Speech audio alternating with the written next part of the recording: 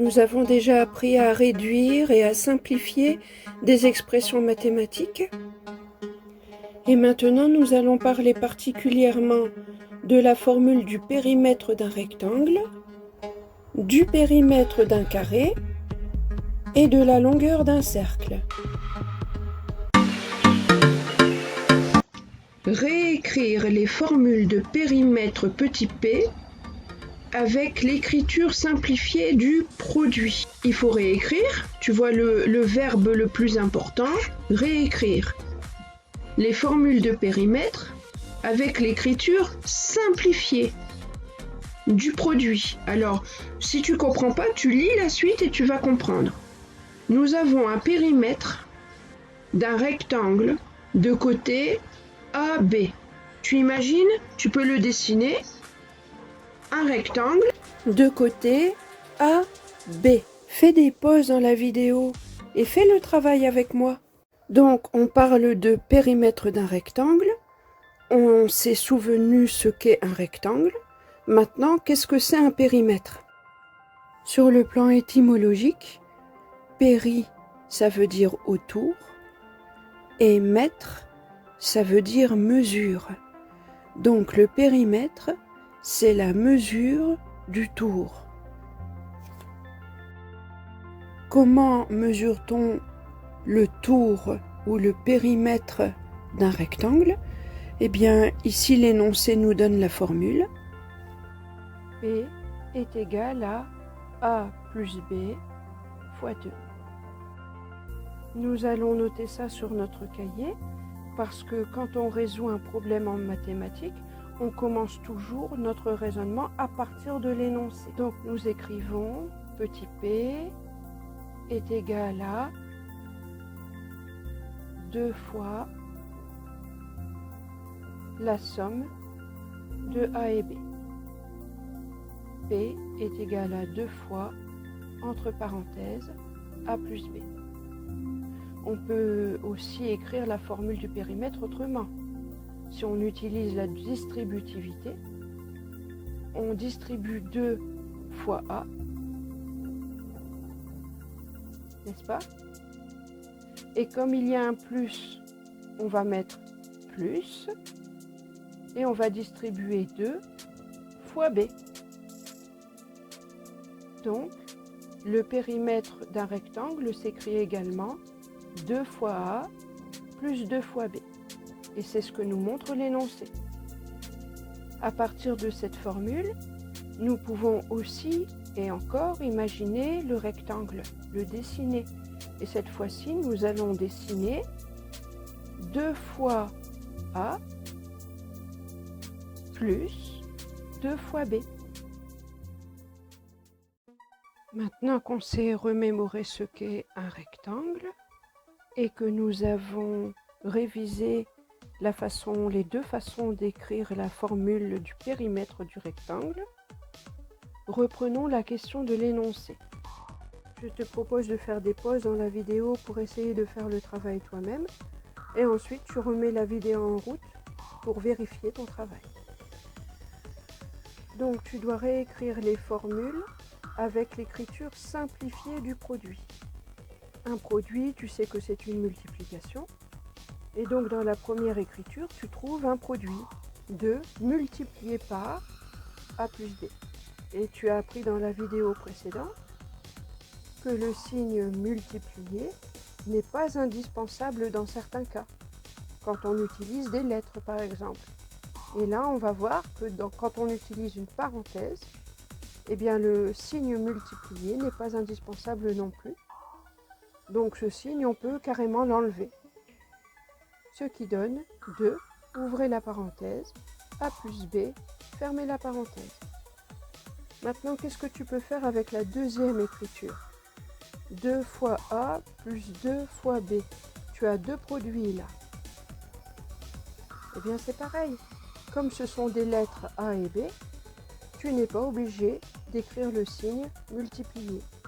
Donc les deux signes du produit, tu peux les enlever. Ce qui donne petit p égale 2A plus 2B. Et tu as bien écrit l'écriture simplifiée du produit. nous avons terminé la première partie de la question petit a.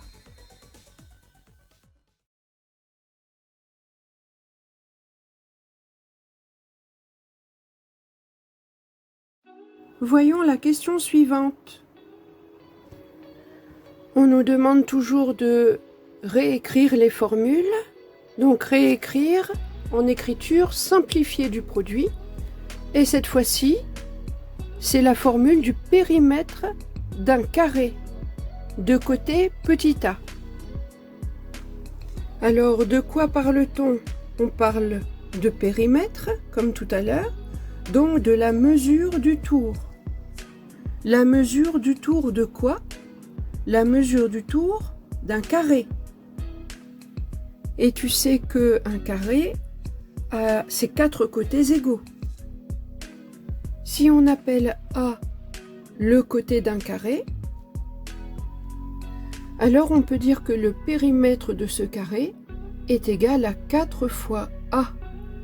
Et c'est la formule que nous donne l'énoncé.